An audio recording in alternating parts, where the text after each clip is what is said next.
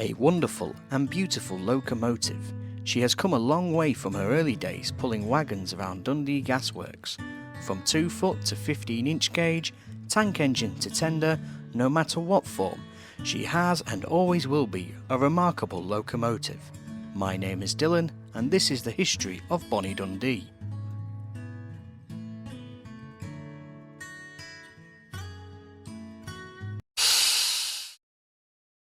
Built in 1900 by Kerr Stewart and Company at their workshops in Stoke-on-Trent, she was one of 4 locomotives built to the design of Dougal Drummond to run on a quarter-mile 2-foot gauge industrial railway around Dundee Gasworks to remove ash and coke from the site when the gas was produced, moving it around the many sidings which were linked to the standard gauge network of the North British Railway, formerly Dundee and Arbroath Railway.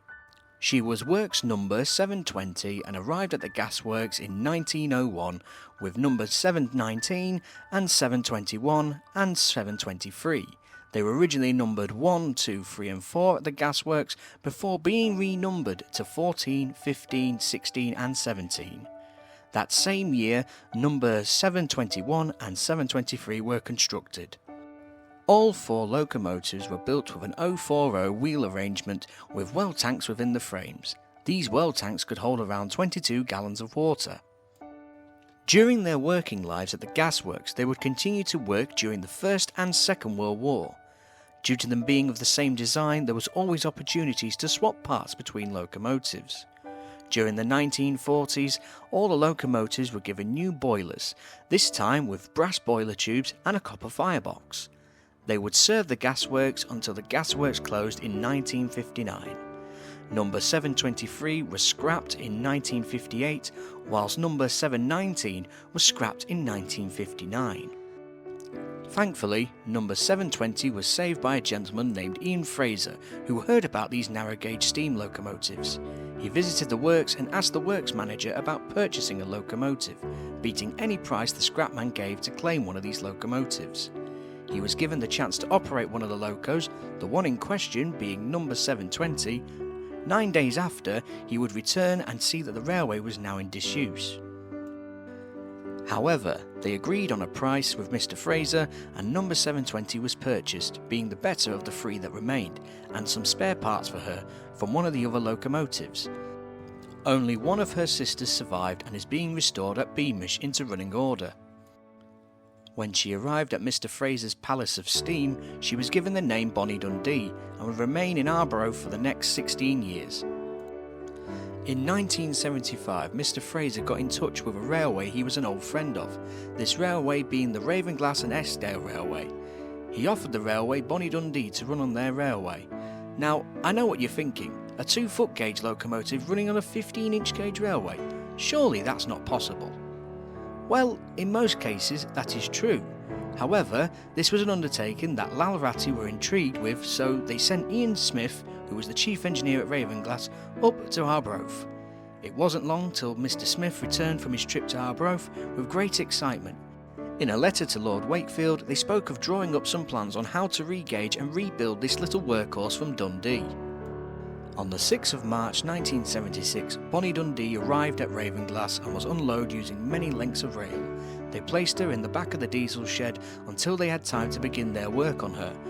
However, it became clear that she was a lot smaller than the other locomotives at Ravenglass, especially the newly built Northern Rock. One of the first ideas they had was to add a vintage saloon carriage for directors to her rear, making it articulated to the locomotive. It was favoured by many, but this was put on hold until they had re-gauged her to 15 inches. For the next few years, many ideas were put about until it was decided she would be built into a 15-inch gauge tank engine. She was given new driving wheels with new flyweights, 2 being to the design of those on Arthur Heywood's locomotives. Her cast iron well tank was kept, but she was given 2 side tanks to increase water capacity. These tanks came from a locomotive named Ella, which ran on the Ratty and was built by Arthur Heywood. She also would gain a pony truck under the cab so she didn't rock and roll down the track, making it a more comfortable ride on the footplate. She would also have a back cab built so she could run during wet days to keep her driver dry. She was finished in a bronze green livery of the North British Railway. Her rebuild was completed in 1981 and she was put on test before her commissioning ceremony on the 3rd of May 1982, having her nameplates fitted to her side tanks. For the next 12 years she would operate up and down the line, pulling small passenger trains. She would visit Cleethorpes in 1988 and the Bure Valley Railway in the early 1990s. Before we continue, we would like to thank the Ravenglass Railway Museum Trust for supplying us with information and photographs of Bonnie Dundee throughout her working life at the railway. Whilst talking about overhauls and rebuilds, let's talk about one of Lalratti's oldest internal combustion locomotives, Quarryman. Built in 1926 by Muirhill of Trafford Park, Manchester, Quarryman is a four-wheel petrol/TVO tractor vaporising oil powered loco that was designed to pull granite trains from Beckford Quarry. Purchased from new by the Ravenglass and Eskdale Railway, this unusual looking engine with its American designed Fordson agricultural tractor engine was a familiar sight on the railway until it was added to the museum collection in the 1980s. Today, Quarryman has several issues to be addressed before it can once again appear on the tracks of the Ratty. After initial inspection, it appears that the clutch on the loco has seized, which will require some dismantling. There are also issues with deterioration of the fuel tank linings, which need to be addressed. To solve these issues, the Trust are looking to kind supporters for help with this project. They propose to send the loco to John Fowler Engineering so it can be fully assessed and required work undertaken. They have set the target for this work at £5,000. So, if you want to help bring back a piece of industrial history, head over to www.justgiving.com/campaign/Quarryman or scan the QR code on the screen. However, during the 1990s, her boiler ticket was up and the boiler was no longer able to be used. So, a new welded boiler was made for her. Whilst the new boiler was being constructed, work began to change Bonnie Dundee once again. Her Stephenson's valve gear was replaced with a Southern-style valve gear, and a tender was built to replace the cast-iron weld tank and side tanks from Ella. She would be completed in 1996 and was recommissioned on the 10th of December of that same year, gaining larger nameplates to replace the smaller ones on the side of her boiler. She would continue to pull passengers and would visit the Cleethorpes Coastline Railway in 1998.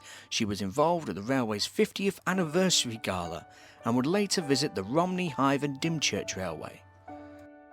She would continue to run until 2005 when she was withdrawn from service.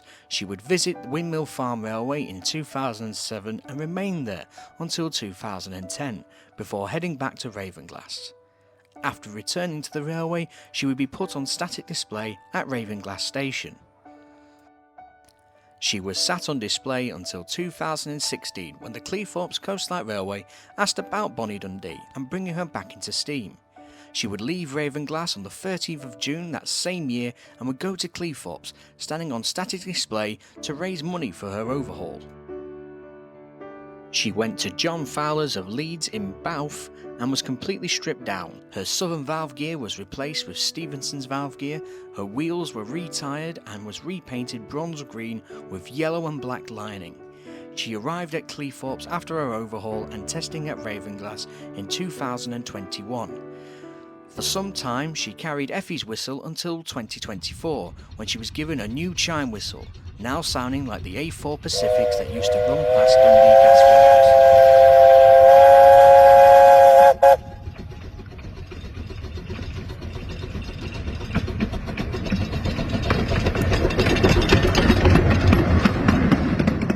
We hope you enjoyed this journey through the history of Bonnie Dundee.